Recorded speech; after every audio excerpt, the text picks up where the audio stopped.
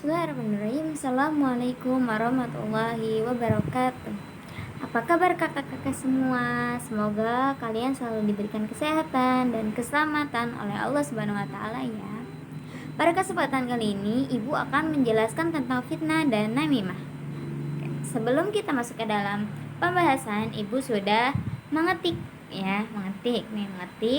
tujuan pembelajaran apa saja yang harus kalian ketahui pada materi kali ini. Tujuan pembelajaran pertama, kalian mampu menjelaskan pengertian, contoh, dan dampak negatif fitnah dan namimah. Yang kedua, kalian mampu mengidentifikasi bentuk perbuatan fitnah dan namimah. Yang ketiga, kalian mampu menunjukkan nilai-nilai negatif akibat fitnah dan namimah. Yang keempat, kalian mampu membiasakan diri menghindari perilaku fitnah dan namimah dalam kehidupan sehari-hari. Dan yang terakhir adalah kalian mampu menyimulasikan dampak negatif fitnah dan namimah. Oke, kita masuk ke dalam pembahasan yang pertama.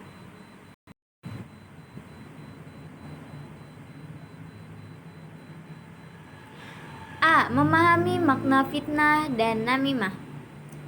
Fitnah dalam bahasa Indonesia sering diartikan sebagai suatu tuduhan terhadap orang lain mengenai sesuatu yang sesungguhnya tidak dilakukan. Dalam bahasa Arab, kata fitnah banyak mencakup pengertian. Kata fitnah dalam Al-Quran memang mengandung banyak arti. Ada yang bermakna bala bencana, ujian, cobaan, musibah, kemusyrikan, kekafiran, dan lain sebagainya. Oke, di sini sudah jelas ya. Al-fitnatu asyaddu minal qatl. Jadi fitnah itu lebih berat ya, lebih kejam daripada pembunuhan, karena fitnah itu membunuh kita secara pelan-pelan ya. Fitnah juga membunuh kita tapi secara pelan-pelan ya. Fitnah ini sering diartikan sebagai tuduhan ya. Misalkan kalian fitnah si A, padahal si A tidak melakukan hal tersebut, tapi kalian fitnah, akhirnya orang-orang menggunjing ya, membicarakan, memusuhi, mendendam, bahkan ada yang terang-terangan ya melempari dengan sesuatu yang tidak baik, atau bisa-bisa dihakimi sendiri ya. Itu ya, makanya kalian harus berhati-hati dalam berbicara, karena salah sedikit pun akan menimbulkan fitnah. Ketika sudah ada fitnah, bukan kalian yang rugi, tapi orang yang kalian fitnah. Makanya kenapa kita harus menjauhkan diri dari sifat fitnah ya. Kita tidak boleh asal menuduh ya. Jika benar adalah ghibah, jika salah adalah fitnah. Jadi tidak ada yang baik ya. Gimana Bu supaya terhindar dari fitnah? Jangan membicarakan orang lain, cukup diam ya, cukup diam. Ketika kalian tahu itu sesuatu yang benar, maka cukup diam. Dan ketika kalian tidak tahu itu benar atau tidak, maka cukup diam. Jadi diam lebih baik daripada kalian harus mengucapkan atau mengatakan hal-hal yang tidak penting, apalagi sampai merugikan orang lain. Oke, next. Namimah berasal dari bahasa Arab yang berarti suara pelan atau gerakan. Yang dimaksud namimah menurut para ulama adalah menceritakan perkataan seseorang kepada orang yang ketiga dengan tujuan untuk merusak hubungan atau agar terjadi permusuhan di antara keduanya. Namimah itu biasa disebut dengan adu domba ya. Jadi kita tidak boleh mengadu domba seseorang. Maka ketika kalian melakukan hal tersebut, kalian akan merusak hubungan dua orang itu ya. Misalkan si A dan si B nih awalnya berteman, dekat, ayem ya. Tidak ada yang namanya kata musuh, itu tidak ada ya. Tapi suatu hari kalian dengan teganya mengatakan bahwa misalkan kalian B ya, tahu nggak C, si A tuh ngomongin kamu, kata si A kamu tuh gini. Nah maka dendamlah si C. Dendamlah si C. Nanti ketika si C udah dendam, maka si B balik ke si A. Kamu tahu gak si C tuh ngomong gini nih. Akhirnya si A juga dendam ya. Jadi saling dendam. Padahal saling dendamnya tidak ada dendam akan sesuatu yang tidak ada gitu. Jadi sebenarnya itu hanya kata-kata omong kosong ya, tidak ada kebenaran di dalamnya, dan kalian percaya akan omongan tersebut. Ya sudah, akhirnya si A dan si C bermusuhan, dan kalian sebagai si B pasti akan senang di atas penderitaan mereka, padahal itu suatu yang akhlak tercela ya.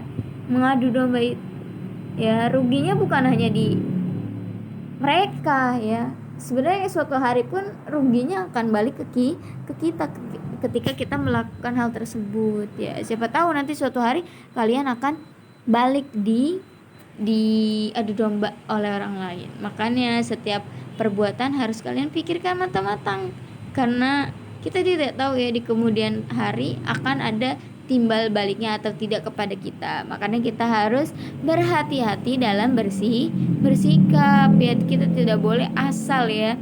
Mungkin kalian niatnya hanya bercanda, tapi dari sebuah candaan tersebut kalian mampu merusak tali persaudaraan di antara dua orang itu ya. Padahal sudah jelas harusnya kita mengeratkan tali silaturahmi, bukan menjauhkan dua orang yang awalnya sahabatan jadi musuhan ya. Jadi kalian harus berhati-hati, lebih berhati-hati dalam bertindak. Kita tidak boleh, kalau bercanda boleh bercanda, tapi asal tidak berlebihan, karena ketika kalian sudah berlebihan dalam bercanda ya, itu kalian akan mendapatkan ganjarannya sendiri. Kita tidak boleh ya. Kita tidak boleh bercanda atas sesuatu hal yang tidak benar adanya, atau ada unsur-unsur kebohongan, karena walaupun niatnya kita untuk menghibur, bukan pahala yang akan kita dapat, melainkan dosa, karena kita menghibur seseorang dengan sesuatu hal yang tidak baik, dengan merusak mereka gitu, merusak persahabatan mereka, meskipun hanya niatnya bercanda. Karena dari candaan itu bisa jadi serius kan, kita tidak tahu. Kadang ada orang yang gampang perasa ya, atau biasa sekarang disebutnya baper. Baperan banget sih. Padahal dulu pas sebelum ada kata baper juga kalian gak pernah tuh ngomong-ngomong baper. Kenapa sekarang jadi ngomong baper? Oke, kita kembali lagi ke dalam materi ya. Iya, jadi bagi orang yang baper itu ya, yang dikit-dikit bawa perasaan ya, walaupun meskipun itu hanya bercanda ya, itu dapat merusak suasana hati dia ya. Makanya kenapa kita harus berhati-hati dalam berkata ya. Jadi harus dijaga nih, kita harus pilih-pilih, gak boleh asal ngomong, gak boleh kita mengadu domba yang mengakibatkan merusak persaudaraan antara dua orang. Oke, next. Perbedaan antara namimah dan gibah. Oke, namimah dan gibah sekilas memiliki kesamaan, yaitu sama-sama membicarakan keburukan orang lain dengan orang ketiga. Akan tetapi dari niatnya, gibah memiliki pengertian yang lebih luar dari namimah. Jika gibah adalah menceritakan keburukan orang lain dengan berbagai macam tujuannya, maka namimah memiliki tujuan yang khusus, yaitu untuk merusak hubungan baik antara dua orang sehingga timbul permusuhan di antara keduanya. Oke, di sini sudah jelas ya, kalau gibah itu tujuannya banyak.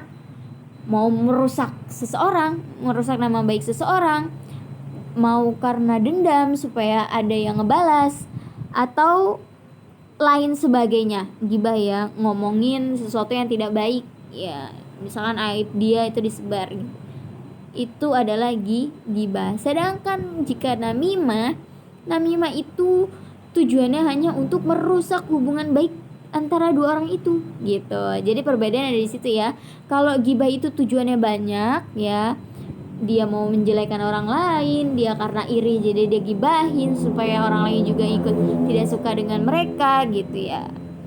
Sedangkan namimah adalah tujuannya untuk merusak persahabatan antara dua orang ya, persaudaraan antara dua orang itu. Jadi itu perbedaannya terletak pada situ ya. Jadi kalian harus pahami nih ya, perbedaan antara namimah dan gibah. Sudah jelas ya?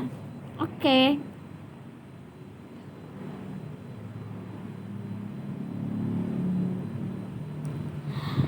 Oke, sekian yang dapat Ibu sampaikan. Kurang lebihnya Ibu mohon maaf. Wassalamualaikum warahmatullahi wabarakatuh.